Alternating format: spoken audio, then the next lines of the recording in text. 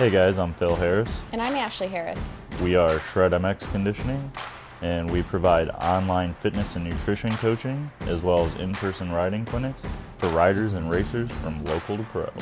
Now, we're racers ourselves, so we'll be talking about all things moto on this channel, from motocross, fitness and nutrition, injury, prevention and maintenance, local races, amateur nationals, pro events, current happenings in the sport, and everything in between.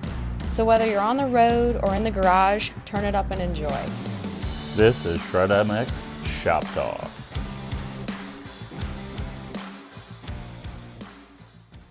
Hey guys, welcome back. We got episode 20 coming at you here. We're going to give you a little rundown of how the Lake Sugar Tree Southeast Regional went. Yeah, so it started on Wednesday with me forgetting that you have to pre-register. So I knew you had to pre-register, and MX Sports registration is separate from like the track registration. So like that's the thing with qualifiers and regionals. You pay MX Sports fees and then you pay the track fees. Cool. I had seen somewhere that the cutoff for registration was Thursday. I'm like, great. Didn't even think about it. I'm like, I have plenty of time. So Wednesday morning we got up and I'm like, ate breakfast and I'm like, I need to get registered for that before I forget. So I went in to register, like using the QR code we had from the qualifier, and it said no eligible events. And I'm like, for both of us. And I'm like, well, that's weird. Like, I know we qualified. So then I found, I went actually to MX Sports and tried to look it up and was like doing a little bit of digging. And then it kept saying no eligible events. So I'm like, oh no, did I miss MX Sports registration? And I'm like trying to rack my brains. I'm like, the last one we registered for, I did it on Monday. So I'm like, I wonder if the cutoff was earlier. Call MX Sports, and the lady tells me that the MX Sports cutoff is actually Monday at midnight. So I missed that and realized it on Wednesday. So I was so upset. I came out like damn near in tears because like I missed registration for us. I'm like, oh, I have till Thursday. Yeah, well, the track pre-registration for Lake Sugar Tree cut off on Thursday. So got that backwards. Now, the reason I was so upset about it is that means now like we had to register at the track, which is fine, but we would only be registered as alternates. We didn't have official spots to race that weekend. If you do that, if you miss the pre-registration cutoff, you're an alternate, meaning if there's too many people that shows up, you might not make the list for racing. So definitely mad at myself about that. And looking back, like it's not that big of a deal. Everything worked out just fine, but I was very, very frustrated with myself. And so that kind of kicked off the start to this one. Yeah, and then the worst part of it was they didn't tell us till Saturday morning who was actually on the list as far as officially being in the motos. Yeah. So we got to ride like Friday practice and everything and still really didn't know until, Saturday morning when we were supposed to start racing. Yeah, they said at 8 a.m. So we got there Thursday, and before we even get there, right, we were planning on leaving Thursday morning. So Wednesday was not a great day because I was frustrated. Thursday we were going to leave at 6 a.m. We were planning on taking the big rig, our Class A and trailer. We had pretty much everything loaded up and just needed to pull up the leveling jack, slide in the slides, and roll. Yeah, I think we had to hook up the trailer too, but yeah, very minimal stuff, so we were pretty much ready to go. And yeah, we had got up to do all that, ate breakfast. We got up at 5 a.m. so we could get rolling. Yeah. I think maybe we were already... No, we weren't hooked up yet, I don't think. But we, got up at like 5, ate breakfast, got everything so we could get rolling, and then started the motorhome up. Well, we had pulled the slides in, did the whole routine, started the motorhome up, and I started putting our leveling jacks up, and I started up, and they auto go up on themselves, so they're going up, and then you had yelled in that... Yeah, I was disconnecting the electric, which is right at the back of the motorhome, and I heard them you can hear the motors running. I heard them sucking up in there, and then I heard one chink fall back down to the concrete. Yeah, so you yelled in to me that one had fallen, and I'm like, what? So I come out, and the one leveling arm was sitting back on the concrete again, so it had sucked the rest of them up, so I shut the system off and turned it back on and then started it again, and you could hear the the electric motor, because ours doesn't have a hydraulic system. Kind of luckily, it's just an electric jacks on this one, and you could hear the electric motor going, but it wasn't grabbing anything, so it wasn't sucking that arm back up. So yeah, we did the mad scramble of figuring out how to get the jack up enough to move the motorhome out of the way, because we already loaded up. So instead of doing another extra mad scramble and unloading the whole trailer and just putting it all in the van, which we were originally talking about doing for the weekend, and had decided, like, I think it was like Tuesday or Wednesday, that we were going to just screw it, take the motor home, spend the gas money, and then all that went down. So we hurry up, and yeah, I got it strapped up enough that to move it just out of the way. A lot of people told us to strap it up and take it, which if it wouldn't have been like an 8 to 9 hour drive through the mountains, yeah, like down through West Virginia and into Virginia and across Virginia over to the track and stuff, like, yeah, I may have considered it, been like a local race, like a couple, like hour or two away, sure. Or if we were like at a track and it happened and we just needed to make it home, sure. Home.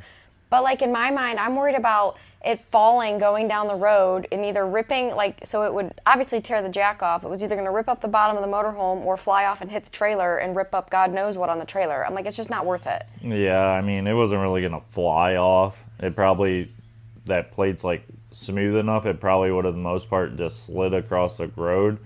But yeah, I was concerned that we were going to have it strapped up and it was going to tear the straps off, and we were going to be in the middle of the fucking hills in West Virginia or something weird like that was going to make it super difficult. So yeah, we just foregone that idea and pulled it out of the way enough that we just hooked the van up to the trailer, and we just sent it in the van in our enclosed trailer, which, I mean, for anyone that has been around us and stuff and at the track seen our van's real setup. We have the loft bed up above the bikes. And it's like it's a queen size bed. It's a little short, but it's a queen size. Yeah, it's essentially like a short queen, like you would see in a camper trailer. It's the width of a queen, just shorter, but we can sleep real nice up there. We have a vent fan that pulls air in or it'll suck it out.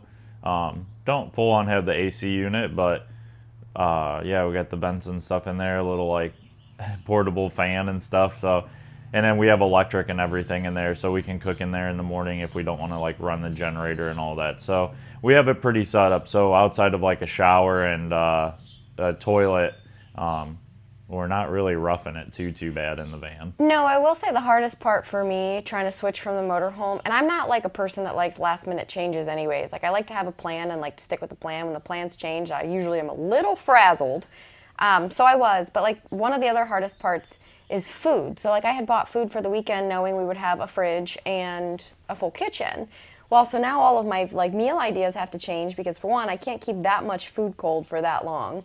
And two, I don't have all of my cooking things. So I ended up taking, just as much stuff as I could, a pot, so I could boil a couple things. Like we were going to have mac and cheese one day and like corn on the cob one day. So a pot, a frying pan.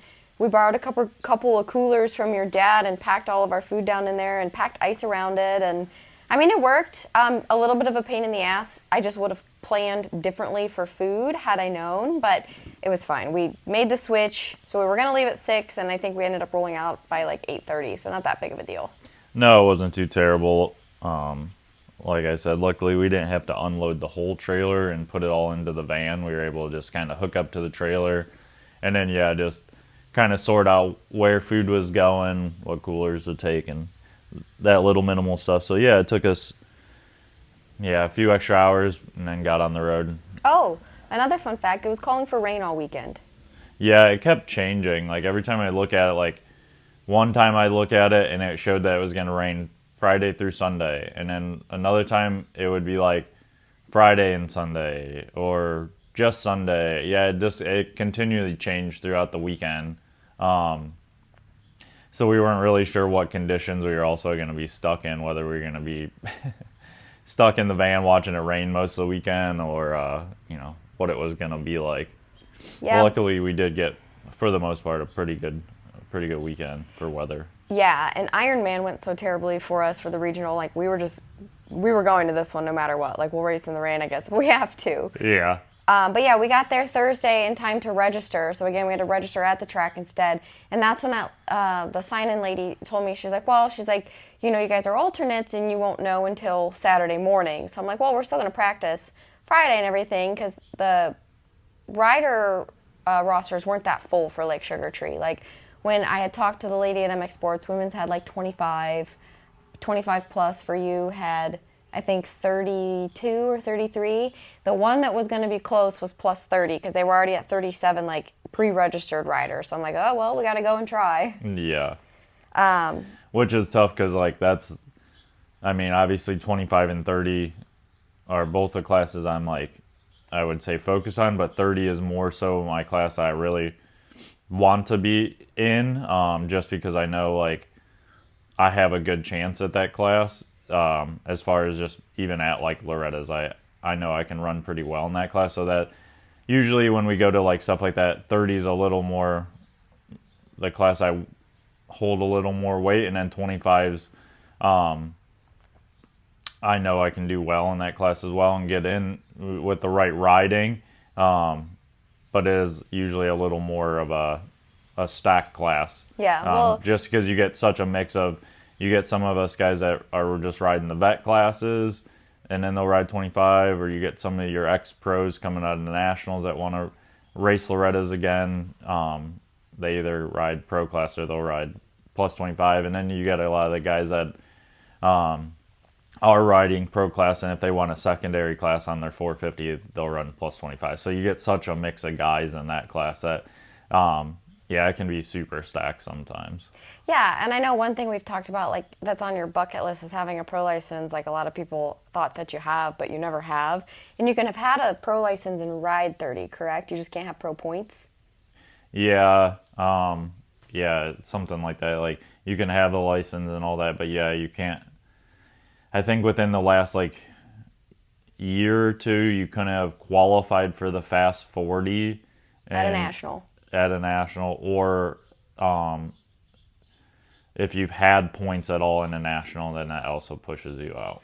Right. So you've never had a pro license and haven't had the opportunity to try for that. So, like, for you, we, like, use 30 plus to your advantage. You know what I mean? Yeah. So it kind of works out super well. Like, on one side of it, it's like that's a bucket list item you want to check off is getting the pro license and everything. But on the other side of it, it's like focus on 30 because at least you get rid of all those guys. Right.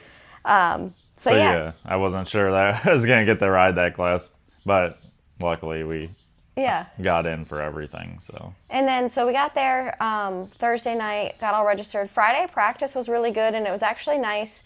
It was going to be hot all weekend, like 90s, so we knew that. But it turned out we've never been there to that track. And after the first session I went out there, I actually really liked the track. It was a fun track. All of the jumps were very doable. I jumped everything except one uphill step-up kind of thing. It's like a little double that you're jumping up the hill. It's not big, and I would have hit it. It's just every opportunity I had, the face was rutted, so that's a struggle. A couple times I faced it and should have just jumped it anyways. But all the jumps were doable. The track was like super fun to actually ride. I knew it was going to shape up to be very raceable because you could actually push on it.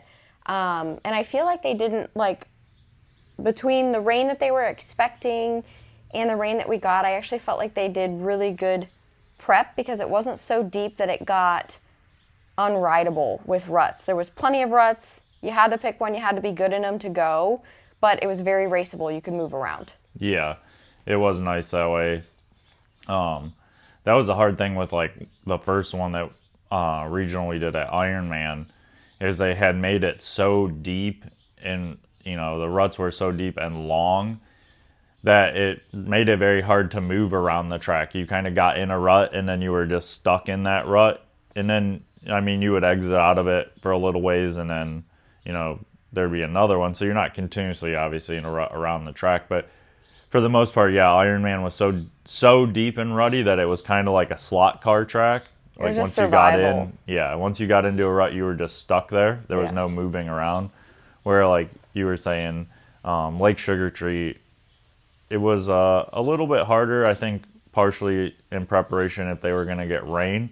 But yeah, it still created a lot of good lines. Like, most of the corners had 3 or 4 lines in them. At least, yeah. Still got choppy and rough. so it still made it challenging, but there was definitely like room to move around and like ride different lines. If someone was like filtered into the line in front of you, you could like hurry up and like move over and get into another line in most sections and stuff. So yeah, it made it way more raceable and rideable, and you could kind of move around. And for me, it allowed me to open up and ride some of my own lines and be a little bit creative and stuff. So yeah, I had a lot of fun with Lake Sugar Tree too, and just how it developed over the whole weekend. Yeah, and I would say one of the challenging parts about regionals, so you get 2 practice sessions. What are they, 10 minutes? Yeah. 2 10-minute practice sessions on Friday, because they just have so many riders there. You know, they by the time they start and get through both sessions, it's like 4 or 5 in the evening. It's not like they have time for more and they're just cutting you short. But like, so 2 sessions, and you have to figure out your suspension. So you had fresh suspension, and being a hard pack track, kept going softer. Finally, you actually ended up calling our suspension guy. Shout out Ryan at Speed Technologies. He answered when he was out to dinner to talk to you. Yeah, I called him. I could hear that he was somewhere, like a restaurant or something in the background. I could hear a bunch of people, but yeah, huge thanks to him for taking a little bit of time for me and answering my phone call. Yeah, I had softened it. I wouldn't say a ton, like 2 or 3 clicks. Just fresh suspension, and on the Yamaha now, the setup that he has for me is a bit stiffer than the Honda was, because we were always kind of chasing stiffness on that. So he went ahead and went a little more aggressive with this stuff for me, and feels super good. But yeah, she was real stiff, so I was kind of chattering around on the hard pack. So I'd soften up a little bit, and then yeah, talked to him, and we ended up going. I softened it up from Friday to Saturday, raced on it Saturday, and then Saturday to Sunday I had talked to him, and we ended up going even softer. And yeah, so but it ended up helping out a ton, because like I said, the track got rough and ruddy, but it definitely had a lot harder of a base, because they didn't till the crap out of it and everything, or like water the crap out of it. They kept it, I don't know, they kept it really just like I don't even know the wording I'm trying to use here. It was just like a subtle prep. So it's like it formed in good lines and everything, but it didn't get like insanely deep or like crappy.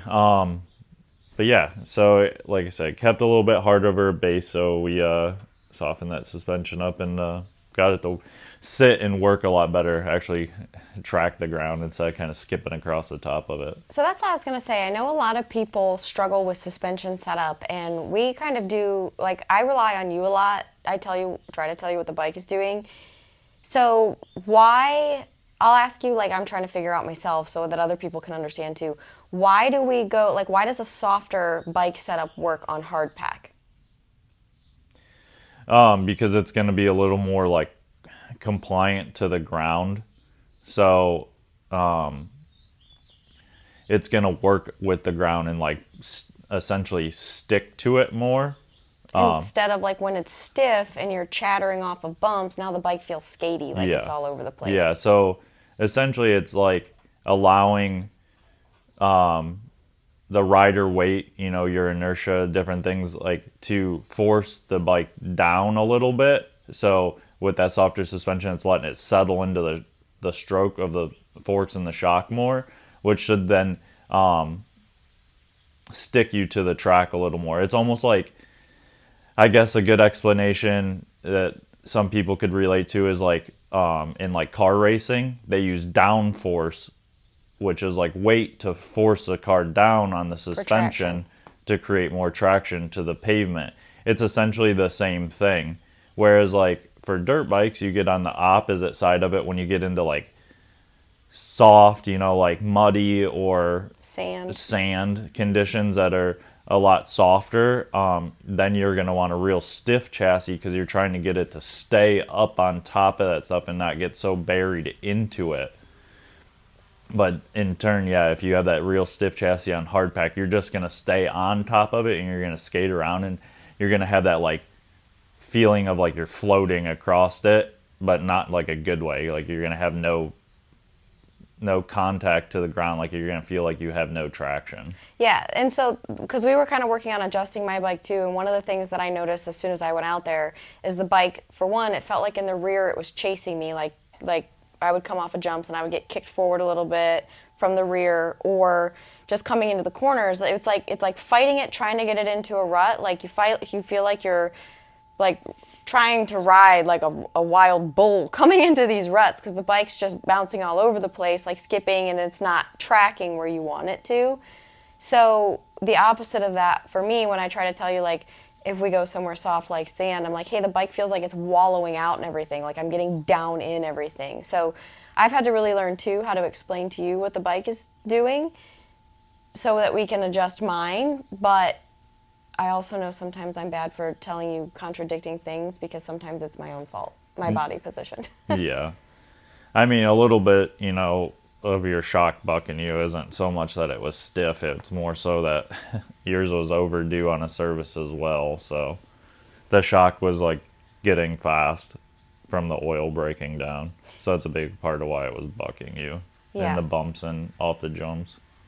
Yeah, I think though, like, I guess just what I'm getting at is that a lot of people will show up at events like that and maybe they don't always know what to do with their suspension. Sometimes you just have to try things. Like, see if you can find someone that knows a little bit more than you do about it, and either slow it down, soften it, speed it up, just depending on the track conditions and everything. I think there's a lot of people that expect, oh, I have my suspension done, it should work everywhere. Yeah. And that's not the case. No, you still have to make adjustments to it. I mean, you could send out your suspension to the best company in the world and get it back. And, I mean, yeah, it's going to feel good and everything. But to some extent, if you don't move those clickers at all, like, it's not going to feel good everywhere. No. And I mean, you can set it up for whatever, like, normal track conditions you're riding. Like here in Ohio, if you're riding mostly Ohio, that's mostly clay. It's mostly hard. So you generally have a softer setting. We ride a lot of sand because we like riding in sand. That's why our suspension guy set your bike up very stiff. So like at Redbud, it would have been like perfect. Yeah, it would have been real good. Yeah. So, but we sent my suspension out as soon as we got back because we kind of knew it was coming anyway. That was the plan, get through regionals and then send my suspension out. It just never fails that there's, something could have been a little bit better, but it's fine. So Friday practice went well, got cleaned up. Again, we were just kind of waiting, hoping we would make the list Saturday morning. At regionals, they only do 2 laps for practice on Saturday. So we got to go out and do that. I had came back Friday night and told you, I had asked, I was like, do you know if the list is ready yet? And she was like, no. She's like, pretty much like unofficially, officially, you're in for women's. She said your husband should be in for 25 plus. And then there was an AMA official up there, and he was like something like, 30 is going to be close. So we have 40 currently. So I'm like, I came back and told you, I was like, well, the only class that might be questionable for you is 30. So I was kind of nervous all Saturday morning for practice, like waiting for the list to come out. I'm like, oh my God, I hope I didn't ruin your chance at going to Loretta's in 30. Yeah. It was kind of a toss-up, which is silly there because, like, they're supposed to take, I think the cutoff is like 60 or 70 riders, technically, but they were cutting off there at 40. Yeah, he said that they weren't going to run divisions if there was more than 40, which didn't make sense to me, but... Yeah, because some of their classes did have divisions there. The only thing I can think is because, like, the pre-registered number didn't make divisions, so they just, like, I don't know. Anyways, you got in. I checked the list. I was, like, riding up and back and forth after practice trying to check to see if you made it. You made it in. I was super happy. So then that meant we were going to be motos. I was 7 for women's, 8 was 25 plus, and then 12 for you was 30 plus. No, it was swapped around. 30 was first. 30 was right after? Okay. Yeah. 30 was 8 then, and 25 plus was 12. Okay. So always close. And we didn't know a ton of people there. I mean, we had a couple friends there, but it's always like, who's going to set your whole shot device when you're... Yeah, I just pretty much had randos every moto for 30. Yeah, because I was getting off the track. But Moto 1, for me, actually went pretty well. I finished 10th in Moto 1. I knew I wanted to be a couple places farther forward, though. I'm like, I feel like I can be in the 6 to 8 range. So then, pulling off the track for me, turn right back around and watch you for my first moto of 30. Right. Yeah, which I got, for the most part, over the weekend. My starts were trash on the new bike. Oh, I should say, I got a really good start. So I am not a person that likes to, you line up where it makes sense to like get to the first turn the shortest distance possible, relying on a good jump, right? Yeah. I get nervous if I'm around that many people, and I have tried that tactic, but like I can't get myself to launch hard when I'm stuck up in the middle of people like that. So my go-to is always line up on the outside, and then it's like my confidence is just way higher, so I can launch hard, I can launch straight, and it worked for me in the first moto. I lined up all the way on the outside and swept around the outside of all these girls. So that worked for me, but you said that your starts were not great all weekend. No, I just on the new bike, I hadn't really done any starts. I did like one half-ass practice start on Friday before we rolled out for the second session, so I really didn't get to do any starts on the thing. So my starts were, I mean, they were pretty decent. I still usually came out of the first turn halfway decent, but yeah, not the greatest starts. But the first moto of 30, I got an okay jump, but I kind of snuck around the inside, came out. I was like in third. You are really good at that, by the way. Even if you don't get a good jump, like being sneaky and finding a line around people very quickly. Yeah, I usually can find like a hole when we get up into the first corner or so, and yeah, I usually can slice through people real quick. But so yeah, I put myself in third real quick, and then the first lap around, I had got in the second about halfway through the track and was going to make an inside like pass to try to get in the lead quickly. And I should have been a little more patient, but I was just trying to get out front and go. And I came over this inside like single and got a little wheel spin and kind of ended up climbing the inside of this like wall that was like next to the corner, and then thought I saved it, kind of slid off of it into the rut and then tipped over it back into the wall, kind of stuck there, and got myself pushed back up off of that. Took off. I think everyone said I came around like 6th or 7th the first lap. Yeah, so by the time I got back down into staging and was able to watch you, that was after you had fallen. I didn't even realize you had fallen, but you were in like 6th. Oh, okay, so yeah, I was like 6th coming around. We were going like more or less starting the first, or starting the second lap, the beginning of the second lap, and we were coming up a hill, because it kind of goes up, down, in like a couple different sections of the track. But we were doing the very first like uphill, and one of the dudes in front of me got like loose and tipped over coming into the corner, and I had nowhere to go because I was aiming for the rut kind of like right next to him, and I ended up hitting his bike, which put me on the ground again. I thought you almost saved it. I got to watch that. Yeah.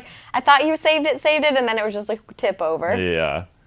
I think I like kind of saved it off his bike, but I kind of jammed into the ruts, and then it just stopped me and tipped me over. But yeah, I got back up going. And then I came around the next lap, and I think you guys said I was in like 18th. Yeah. And I was just like, try to fucking do whatever I could at that point, make something happen. I just picked through people, ended up getting up to 10th, and then got passed in the very last corner. Got blocked past and almost put down, but ended up 11th the first moto 30. So not ideal, but still okay. And then got a so-so start. I had to turn around because I was moto 12, so right back up to the staging area, get cooled down, and back on the gate. Got a so-so start again, came around decent, kind of just put myself towards the front, and then kind of just rode there most of the moto, battling around with a few guys, and ended up nothing real spectacular in that moto, just a solid moto, just put in there the whole time. I ended up getting 6th the first moto 25, so I was happy with that. And then it was just kind of a waiting game the rest of the Saturday, because they really weren't sure where they were going to finish up motos, how far they were going to go, or anything like that. Which ended up working out in our favor, because so you finished that moto, you rode back to the pit, I had to collect up all my stuff, my bike, ride back up there, because I just had stayed up there with you. And as soon as I got back to the van, you were like, well, my weekend's over. And I'm like, Oh, yeah. I mean, I know like you probably didn't finish where you wanted to, but like why? And then you said something to me about there being oil on your boot, and you blew a hole in your ignition cover. So I went over and looked, and I'm like, I forgot about that. yeah, I'm like, Saturday. I'm Ugh. like, your weekend's not over. Like, I am Yeah. sure there is someone here that has an ignition cover. So, and I knew that they had been talking about a Blue Crew support trailer there. And I'm like, well, thank God you switched to Yamaha, because there's a Blue Crew support trailer here. So, which, by the way, you can't have pit bikes anymore. And we don't have a golf cart or a side-by-side. So we ended up taking our mountain bikes, thank goodness. Yeah. I grabbed my mountain bike, rode up to the Blue Crew tent, and they had a GYTR aftermarket ignition cover. And the guy is actually Triangle Cycles. Rusty at Triangle Cycles was talking to me, and he was kind enough to ask. He's like, well, is he racing a stock class or a mod class? And I'm like, well, it's vet classes, so it doesn't matter, because I guess you wouldn't be able to run that cover if you were racing a stock class. No, because it's a billet cover. Yeah, it's pretty sick looking. But he's like, I got this aftermarket one, this GYTR one you can buy or whatever. I'll make you a good deal on it. And I'm like, I don't even know how much this cover is. It doesn't matter. What's a good deal? He comes out and he's like, $290. I'm like, can we do like $250 maybe? And I kind of schmoozed him over. I was like, well, like, I'm pretty cute. Can we do $250? He ended up meeting me in the middle at $275. So thank you for the deal. Still an expensive part to have to buy. I don't even know what they are, like full retail, but appreciate that, because any little bit helps.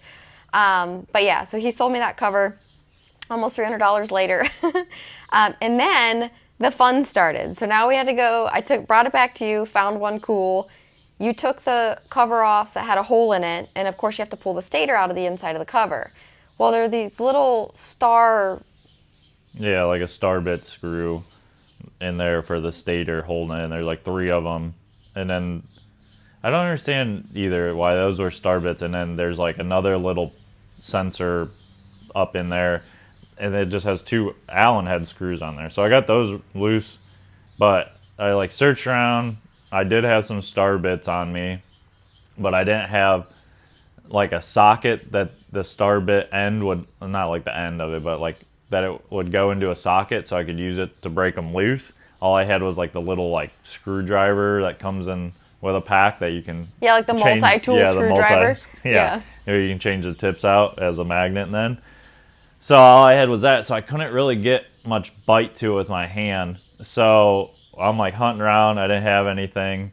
And then you ended up going back up to the Yamaha truck. For the second time. Yeah, and getting a star bit for me. But they gave you one that was like a hollow tip star bit, the one guy did, because some of the bolts, I guess, on the Yamaha have like an indent in them. Yeah, and you have to have this hollow point star bit so that it can grab the bolt well. Yeah. Well, he gave me one of those, and I go to break the first bolt loose and snap the freaking head of the star bit off. In the bolt. So luckily it's pretty shallow, so you were able to pull like the little pieces out for me. And then I went back up there. Riding my mountain bike the whole time, so right. I got a good workout in.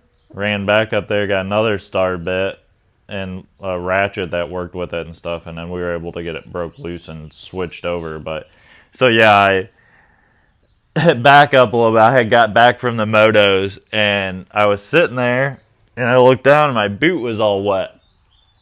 And I knew they had given me a water in the impound area when they were checking my frame number, but I'm like, I didn't pour any of it on myself, so why is my boot wet? So I like wiped it, and that's when I noticed oil, or it smelled like oil, and walked around the side of my bike, and there was a small like punch mark in the face of my stator cover. I think it was from that plus 30 moto, and the dude fell over in front of me. I think I hit like his swing arm, and it jammed in there. It cracked it just enough. It wasn't like puking out oil, but I definitely probably rode the plus 25 moto like that, so it was like pushing it out. Yeah. Well, and luckily the Yamaha people told me that there's not that much oil on that side of the motor anyways. It's just a little bit. So it's just like an oil catch tank or whatever. Because I was worried that you were spitting out oil and there was nothing left in it. But we actually didn't even, after you changed that cover, you didn't even need to add oil. The oil level was still fine. Yeah. Everything like looked good in there. There was like no pieces or anything because it didn't punch it all the way through. So everything was like clean behind there. So I just was diligent, and I had washed the bike off around there. So when I pulled it apart, I was diligent not, get anything down in there. and the oil looked fine and stuff. Yeah, I put the cover back on, ran it a little bit, and then checked the oil, and we really didn't lose anything. I didn't even have to top it off. So that was like a 2 or 3 hour fiasco, which again, it was taking a while to get through everything, and it was calling for rain that afternoon. So we're kind of like, okay, now everything's fixed. You and I are now trying to get lunch and rehydrated because that craziness after the motos, like we had not stopped. Like we got back and it was go. Yeah. To make sure that we could get your bike together so you could race next motos, because I didn't know if we were going to get to race again Saturday night or Sunday. So just wanted to make sure everything was good to go. Did that. It actually started, so I'm like half in gear still because I didn't, again, know where they were going to make it to that day. And they wouldn't tell anyone, like, what their plan was. Right, which is annoying just in the fact of, like, it's Phil and I, we're both racing. I don't have someone else that can make dinner, and if we have to run up and race, it's not a big deal. Like, if I'm in the middle of making dinner and I find out I need to put gear on and go up in their race, like, okay, that's a pain in the ass. So we're just kind of, like, waiting around in limbo. It started pouring during LCQs, and they stopped it for a little bit, I think because of lightning. They started the LCQs back up without doing anything to the track. So we went up there and watched. It looked like an ice skating rink. It looked terrible. Yeah, they like fixed the start area and like tilled that up. So I was like, oh, they're going to do some track work because they did stop for a little bit before they started LCQs up. But it's like they touched the start in the start area where they tilled it up like prime. Yeah, if they would have done that to the whole track, it would have been sick. But they didn't touch the rest of the track. So it was just slimy for those guys. Yeah, so then they said that they were going to get back into the first set, or the next set of motos and get as far as they could. So I'm thinking like, man, like I'm going to get trashed. I'm probably going to have to race. They're talking about trying to race until 7 p.m. And then I heard till Moto 7, and I was Moto 7. I'm like, so we didn't know what was going on, sitting around waiting. It was getting close to Moto 7, so I actually had put gear on, put my knee pads back on, boots, my pants, everything. I was kind of getting ready to head up there, and they had said over the loudspeaker that they were calling it at Moto 5.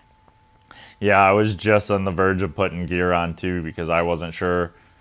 Like, if you were going up, I'm the moto after, so it's like I kind of almost have to go up in gear because if they decide to go further, I had to be ready. Right. So it was just kind of like, it was difficult on Saturday to figure out, again, where they were stopping, what we were doing. By the time they said that they weren't going to run it, okay, well, now I have to start dinner. We have to try to get bikes cleaned up and everything else. So that was a little bit frustrating, but, you know, usually regionals will tell you, like, okay, we're going to stop. Like, they just give you a cutoff. But anyway, we were fine.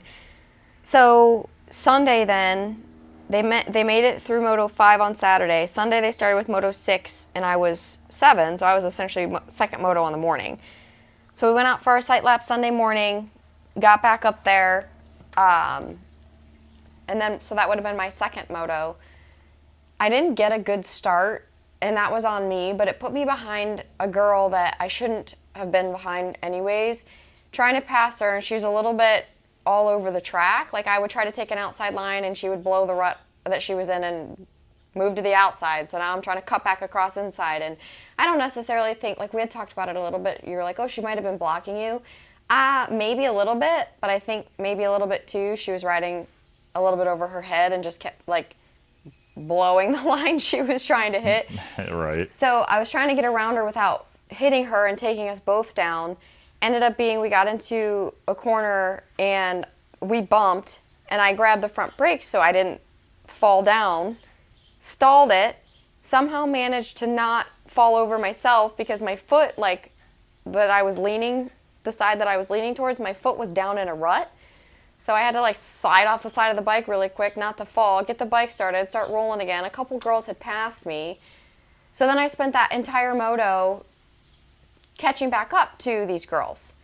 I think I caught one or two of them, and then the one girl that I had initially been trying to pass, I caught up to her on the last lap. I pushed so freaking hard to catch up to this girl on the last lap, and I'm like, was jumping a triple that she wasn't jumping, so I kept making up time on her.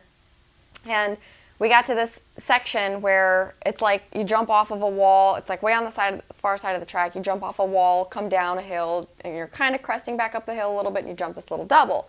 Well, we were lapping a girl, and the girl in front of me got past her just fine, the girl that I'm trying to pass to lap, she's like in the middle of the track and I'm on the right-hand side. I jump off the wall on the right-hand side, planning on charging down, just jumping past her on the double. Well, this girl that we were lapping looks over her shoulder, probably to see where I'm at, but it was muddy right there a little bit because it was second moto of the day, so it was a little slimy still. Looks over her shoulder, which then means she gets a little bit squirrely and comes right into my line as I'm charging down this hill trying to pass her, right? Just to be able to catch the girl that like I'm so close to catching and passing.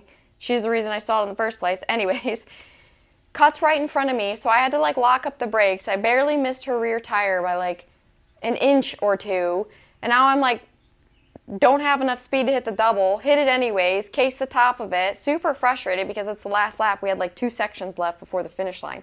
I'm like, I could have passed this girl had this not happened. But again, it was my fault for putting myself back there in the first place. So like, I wasn't frustrated at anyone but myself, but I came off definitely a little frustrated and like, okay, I need to do better. So I ended up 11th that moto. When I wanted to be going forward, I wanted to be around the 6 to 8 range, 11th because of all of that chaos. So not bad for like, we'll say a bad moto for me, but I definitely knew I needed to go forward. Yeah. Yeah, I mean, your start definitely didn't help on that one. You got caught around some girls at the beginning of that kind of, I think, is a little bit of a factor why you lost some of those girls in front of you. Yeah. And then, yeah, having a battle around with the girl that was kind of cutting you off and stuff. But, I mean, overall, still like a good moto. You kept picking through and charging until the end of it. So, but yeah, and then, so I was back up for my second rounds of motos. Got a, let's see, second moto of 30. I think I got an okay start again. And I was up in there, probably like 5th or 6th around the first corner. Made a couple quick passes right there at the beginning. I think I put myself back up towards the front pretty quickly. And then I want to say it was like the second lap I passed into the lead. Got around those guys and then just kind of put my head down and was able to find some good lines. We were running long motos. I think we ran 5 laps. Mm-hmm. So we were probably just shy of like 10 minutes for the moto. So nothing too crazy long, but yeah, so about second lap got into the lead, like I said. Was able to find some good lines and was flowing really well. Just was putting it together. It was kind of coming easy for me, that moto. Got up front and I honestly was just able to pull away from those guys. Was pretty stoked. I think I ended up winning the moto by like 8 or 9 seconds, which is awesome. I think that's the first moto I've ever won at a regional. I almost won a moto last year at Redbud, but got beat on the last lap. So I was super stoked to actually have a moto win. And I kind of had told you the day before I had a daydream that I ended up going like 11-1-1 or something like that and plus 30. So far, going in through the second motos, I had executed that. I won that second moto, so I was pretty stoked on that. And then, yeah, loop back around, tried to get regrouped pretty quickly and back up for plus 25. Which, by the way, I want to say, Chad Reed was there racing plus 25, so that was kind of cool. You were on the gate with Chad Reed. Yeah, it was pretty cool. So, yeah, loop back around, line back up for plus 25. Was just feeling like okay. I had told you too. I was like, man, I tried to even like save a little bit of energy in that plus 30 moto, and I felt okay. But it was like where the gate is at that track, you're like down in a little bit of a hole, so there was zero breeze or anything. So when you get off a moto and right back sitting down there, it was pretty hot and steamy. Hot, and because like there was a chance of rain literally all weekend, it was very, very muggy. Yeah. So I'm down there, I'm like sweating, my butt off from that moto, and I even told you, I was like, man, I was feeling a little bit, and I'm like, I'm just gonna try to do good. So I got a good start, and I put myself right in position. I was running about fifth or sixth, and I was able to stay there the whole moto. But that moto was kind of like I got like 3 laps in, and I was like right behind some dudes, and I stayed right with them the whole moto. But it was like I just didn't have that extra little push to like get around everyone. So I was happy with that, though. I was sitting 6'6". I think it would put me going into the last moto. I was fifth or sixth overall at that time, so I was pretty stoked on that. Sitting good for both classes. Um, so yeah, went back, regrouped, and then we come back around for third sets of motos for you and stuff.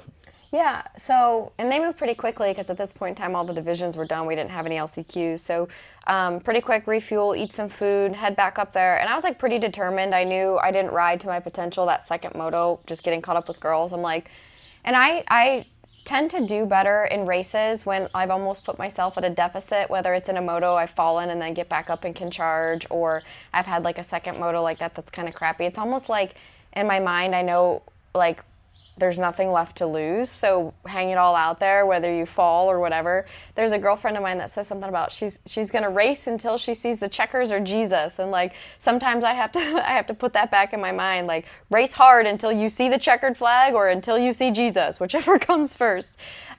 Just kind of funny. So I was like, okay, I really need to get out there and just push the whole time. Like doesn't matter what I feel like. And so it was hot again, and I was sitting on the gate for that third moto, and I ended up with this like cramp under my rib cage. So like, I mean, I've dealt with some stomach issues before, like I've had IBS and everything, so it's nothing new to me, but I'm like, really right now? Like I'm about to have an issue right now. So I'm sitting on the gate and I like kind of felt it. I was like, usually they go away once I start riding. So the gate drops and I'm like, I actually got another really good start, lined up on the outside. I just told myself I had to go. Really good start, probably like fourth or fifth. And I was like in with the girls that I wanted to be with. So I'm like, you have to go. You have to stay with them. You have to go.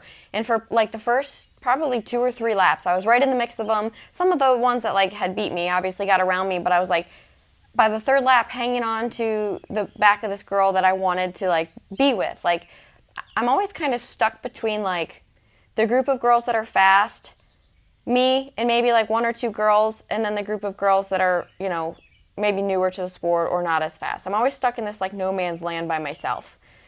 Well, I was like latched on to the back of this front pack and I'm super stoked and I'm like, you have to go. All the while I still have this cramp under my rib cage. I just keep telling myself, I'm like, you have to ignore it. You have to ignore it. It's fine. It's not going to kill you. Just keep riding. Because when you have a cramp like that and you're hitting like the chop and stuff, it's super like, I wouldn't say super painful. It's more annoying than anything, and it kind of like takes the intensity away a little bit. Yeah, because it's taking your focus off of what you're doing and putting it on something else. Exactly. So I just kept telling myself, ignore it, it's fine. So like this, by lap 4 and 5, I had kind of started to fall off that chick a little bit, but I knew I needed to keep pushing. So I did, and I knew I was in a really good spot. The last lap, I kept hearing this girl behind me, and I'm like, you do not let her pass you. You have to go. And I did. It came down the last corner. I could hear her right behind me, and I like knew there was like, you can't slow down. So made it through the last corner, finished. She finished literally right behind me, so I almost got past right at the end, but I didn't. And they pulled me into impound. For the first time ever, I got pulled into impound, which means they check your frame number, not like a bad impound. Like they're pulling you in impound. They pull back usually 6 to 10, right? So they motioned me over in there, and I was like, cool, I must have done so much better. Like, this is awesome, right? So I was asking the girls around me, I'm like, do you know where you finished or whatever? So I got 8th that moto. So I achieved a goal. I wanted to be 6 to 8. So I thought that was awesome. Just really stoked on that ride. That's probably one of the best motos I've ever put together at a regional, because usually I'm a little bit of like a head case. Like I just can't always find the intensity that I need. So that moto I did, really stoked with how I rode, pushed through having, you know, a cramp in my stomach. I have no idea. It was annoying. And then got to turn right back around and watch you for 30. Yeah, and I mean, you rode really well in that moto, though, for having that cramp and stuff. Obviously, I didn't really know about that, but you rode well. Yeah, I got a good start in that, and I was just happy to see you, like, push towards the end, because that girl that was coming up behind you that almost got you towards the end, I seen her coming, and I knew she had finished a little higher in the motos, the previous 2 motos. So I knew she was like kind of coming for you, but like I could tell like yeah you like as much as I could watch on the gate, like I could tell you like pushed all the way through that moto. And yeah, I would say that's probably one of the best motos I've seen you ride at like a regional and stuff. Just putting the track together and everything else, and yeah, trying to stick with those girls in front of you. So it was a good moto overall. And then yeah, we came back around for 30. I got a decent start in that one, and I was actually yeah, I got a decent start. Not the greatest. I think I came around in like fifth or sixth again. Kind of seemed to be the spot I Yeah. kept coming around the first turns in, and no, that's that one that I actually got that real bad start in. You told me I come around in like 12th. Yes. That was that last moto. So yeah, last moto 30 got a terrible You were buried. jump off the gate. It's like coming back to me now thinking about it. But when I got off the gate for 30, I had clipped bars with the dude next to me. And then as it like, so initially at the gate slowed me down. And then we're coming down in the first turn. And that was that Cowie dude or whatever that you asked if we hit on the start. Because he never like started, he just like drove it straight down in there, but never started to initiate the like right hand turn. And then like almost like rode into the side of the front side of me. And then he got squirrely. Yeah. And then, yeah, as we actually entered, like a few feet later, like entered the ruts, he like his ass end jumped up and got all squirrely. So I thought he was going down or taking me out again. So yeah, that's right. That last 30 moto, I kind of started at a deficit. I was like 12th or so, coming around the first couple corners. Made some really good like quick passes on like the first lap, and then first like lap or two. And then got myself up into third.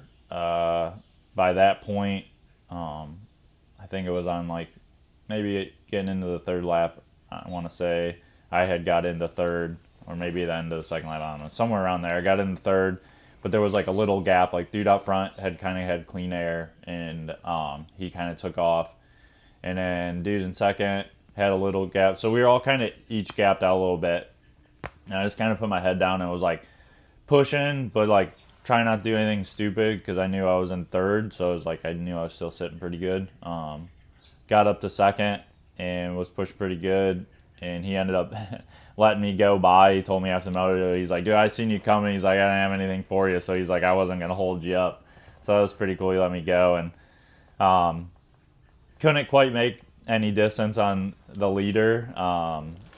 So I kind of just rode it out there for like the last lap or so. And so I ended up going 11-1-2 for third overall. So yeah. So when they had you down at impound, I'm like, because I had, after third motos, they were announcing overalls. Yeah. So I'm like waiting for them to announce because I knew you went 11-1-2, and I didn't. It's so mixed up between everyone else that finishes in different spots. Literally, you have no idea if an 11-1-2 is going to put you in second or sixth. Yeah. Unless you're like staring at the finish sheets. It's because it just gets so crazy. So I'm like waiting. I see you start to pull up back around to come into staging, and they had announced you third overall, and like, I knew you were riding, so you weren't going to get to hear it. So I'm like holding up the number 3, trying to tell you, and you're like, no way.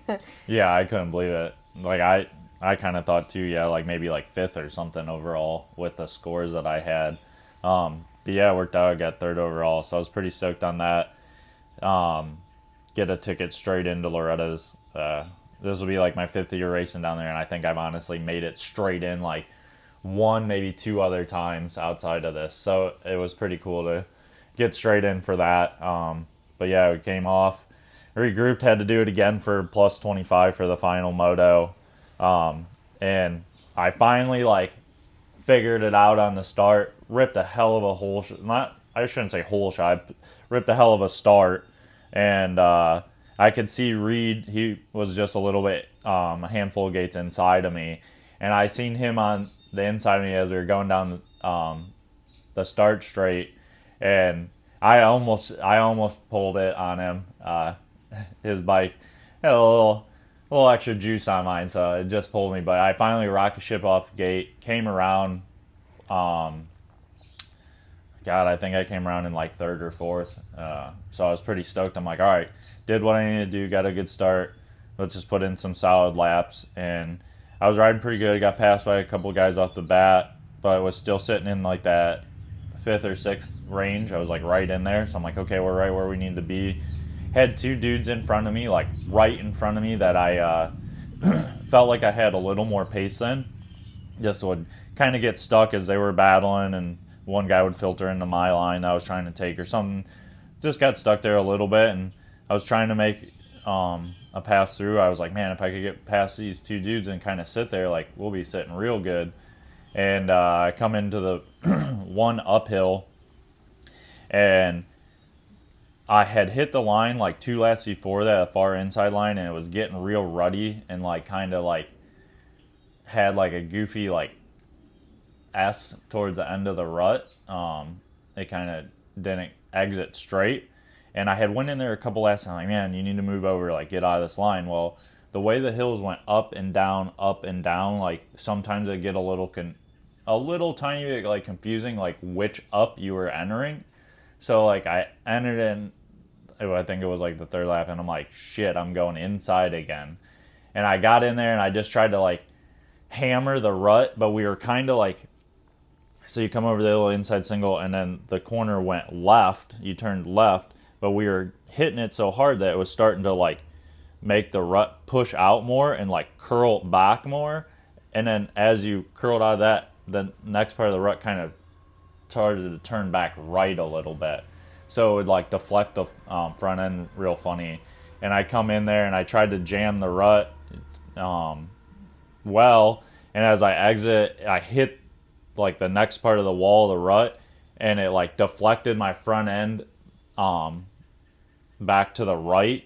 And I got like out of control, and I think I kind of got a handful, and she stood up on me, and then I just laid it over into, it was like a little roller that you would kind of crest off of to go back down the hill.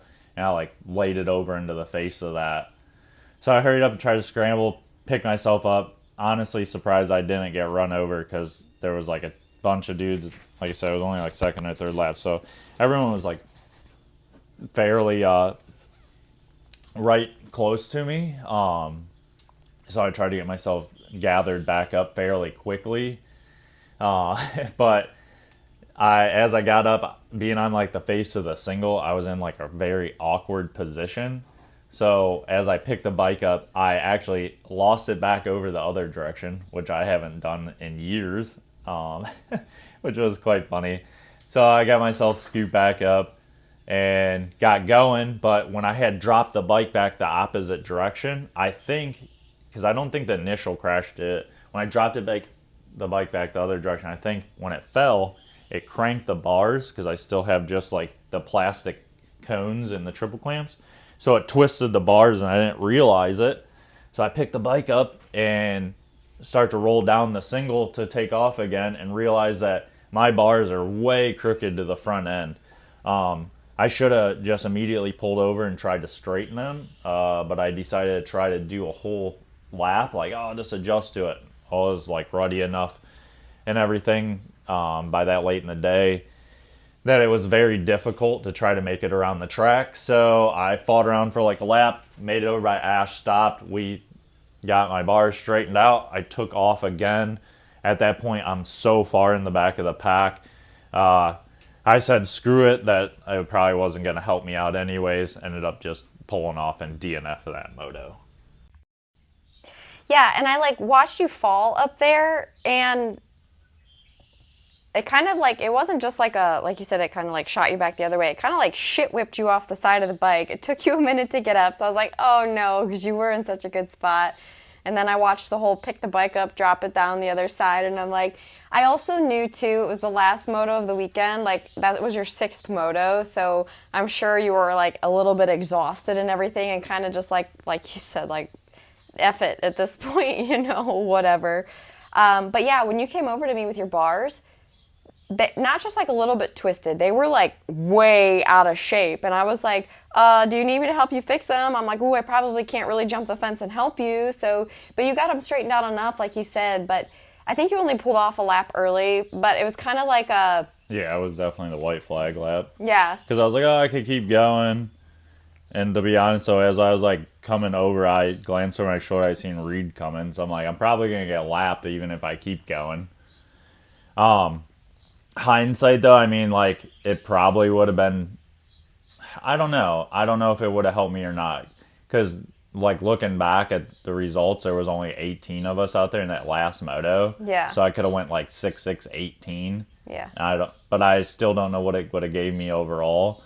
And I only say that because I ended up going 6-6 DNF for 14th overall. So it's like, even with that 18th, like, I don't know. I still think I would have been like 10th or something. Yeah, and it would have been, if you finished it, it would have been more of just to finish it. Like, and you don't, like, you've gotten out of, I would say, I haven't seen you pull off on a moto in a long time because you've done that before and it has kind of like screwed you in the end. So usually, even if you're back there, you'll tough it out, suck it up, and finish.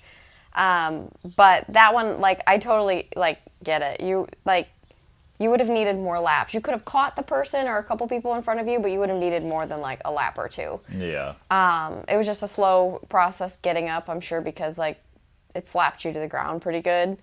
Yeah, it was just that instant kind of like all the wind out of your sails is gone. Yeah, and you're already, like I said, end of the weekend, last moto of the day, like trying to push through, and then it takes a lot out of you when that happens. It kind of breaks your focus and everything, breaks your flow. So, but I was already stoked for you anyway because you had a ticket straight in. So like I didn't care. I was like, I get it, you know. Yeah, I wasn't too stressed about it either.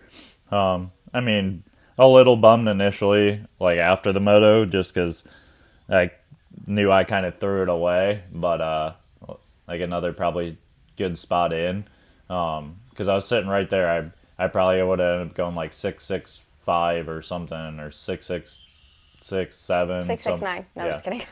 But like I was right in that range, so if I could have kept going the way I was going, I think I would have had another ticket straight in. So yeah, it was a little bum like initially after the moto, but after like a few minutes, it's like, yeah, start the realization like, oh, we do have a ticket straight in for 30 and everything else. So after I got thinking on it, I'm not too bummed. It'll be kind of fun to go down this year. I know I'm straight in for a class, and then I know that the way the schedule works with Loretta's, because they obviously always do the same schedule by time and everything. So I know that I'll have a couple days off throughout the week, so that'll be kind of nice. It'll make it a little more relaxing. Yeah, so do some hanging out, do some more watching and racing this year and everything. Right. Last year you did 30 and 25 and I did women's, and it was a pretty busy schedule, and we had actually even talked about it. Oh, like we talked to some of your friends actually that race, and they're like, oh yeah, we don't do 2 classes down here anymore. We do 1, just kind of being funny, but then it's like a nice week, right? So we had kind of talked about that for this year anyways. So it was like the way that last moto went of 25, it was like, in my mind, the universe telling you, hey, just race 1 class down there and enjoy it. Like, enjoy your time down there. Have some days to chill. I ended up 9th overall in women's. They take top 6. I'm still going to send in my entry because I think with a 9th I can get in. Usually the women's class you can get in with quite a few places as alternates. So I'll still send in my entry and hope that I'll get to race the women's class too. But yeah, that was my thought. Like, it was the universe's way of saying, hey, just race 1 class down there and enjoy it for you, and hopefully I get to race too.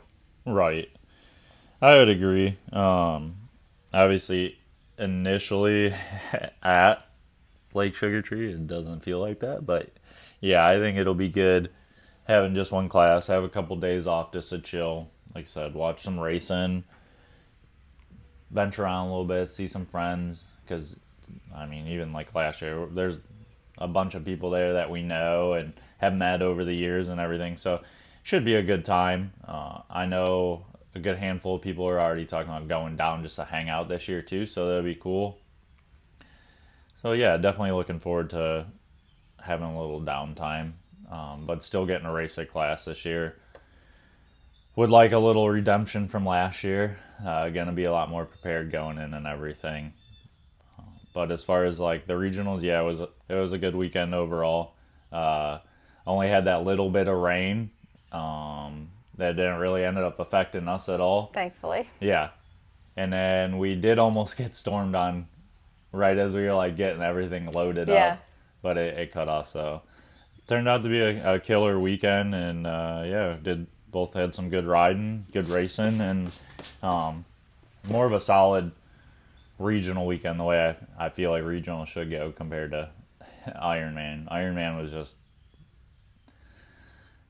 I don't know, it was a struggle fest. Yeah, it wasn't fun. No, but I do feel better about it because the more I've talked to people that race that event, the more that it's a general consensus from everyone that that was just a brutal event. It was just super hard track to race and everything. So it's like no one, I haven't really heard anyone that was like, man, I felt so good at Ironman. Yeah, it was like, man, I Yeah, I survived. survived it. So yeah, so over the next couple of weeks, I mean, we'll be, I should say, what do we have, about a month and a half, 2 months, month and a half-ish. Yeah. July, June, yeah. So just really focused on, you know, making sure that we're keeping up with workouts and cardio. We want to get out on the mountain bikes a little bit more. We actually want to, you know, work on pushing ourselves a little bit more on the mountain bikes. Like, we like to go and push, don't get me wrong, but like Phil even said, he's like, man, I need to put myself in the hurt locker a little bit more and try to push that envelope. So when I'm racing and I'm at that point, it's like I mentally already know that like I'm solid. So just kind of working on some of that stuff over the next couple of weeks, riding obviously as much as we can, and we'll head to Florida here in a few weeks too, to actually for camp, but it'll actually give us a good adjustment to the heat before we're at Loretta's. So that, honestly, that really works out in our favor, the way all of this lines up. But yeah, it should be a really good time down there this year. I'm really looking forward to it. We'll have the big motorhome, so that's going to be kind of cool. Yeah, it'll be nice. Like you said, the whole PAX camp and everything, that's always a good time. We did it the last 2 years. So excited to do it again this year. Yeah, get a little heat training before Loretta's, and then yeah, head over to Loretta's, and should be a good time this year. Like you said, we got the big camper and everything, and hopefully find a little shadier spot than we were kind of straight out in the sun last year. It was super nice. We had the hookup spot, but now we've been back down there and kind of like got the lay of the land again after all these years. It was like pulling in there last year. I was like, I kind of knew where everything was, but not a whole lot. And we had a cool spot, I feel like, for like trying to get the name of the company out there. But for us, like, we were just blazing in the sun all year. So, but yeah, this year should be fun. Like you said, with the big rig and everything. So excited for that. Excited for, yeah, the PAX camp. Currently, we're just a couple days out from our Route 62 camp that we set up this year, and it looks like it's all going to be a go, so we're excited for that as well. We're going to do a 3-day camp there, and then, yeah, we have a week or two after that, and then ship off to Florida for about a week and a half, and then Loretta's for a week and a half, and then we'll be back. So the adventures never stop, as always. Yeah, wild ride for us this summer.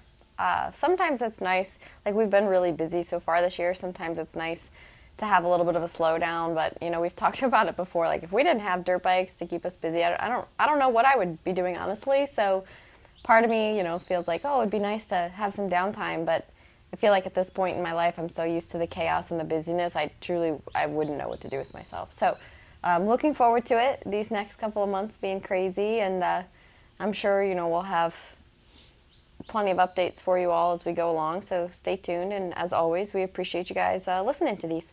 Yeah, thanks for listening, guys, and keep following along with our adventures. You know, we try to post as much stuff on social media, and you know, give you guys these recaps on these podcasts, and as always, you know, keep an eye out for the YouTubes too. We make those as much as possible. Race weekends are hardly possible to do YouTube because, like I said, we live at the gate. I'm trying to pull off. He's taking off on the gate. Like, I tried, and I can't for the big race weekends. Maybe the low-key race weekends, but... Yeah, we're our only filmers. We don't have someone out there chasing us around. So, yeah, race weekends, especially when we're back-to-back, for racing, it makes it almost impossible. So we get the YouTubes out as much as we can, more so on like ride days and do some track reviews and everything. But yeah, keep track of everything. Keep track of the social media. Especially as we get into Loretta's time frame. We'll try to post live timing, scoring. That way you guys can keep up with us while we're down there and everything else. We'll be obviously posting if Ashlee gets in.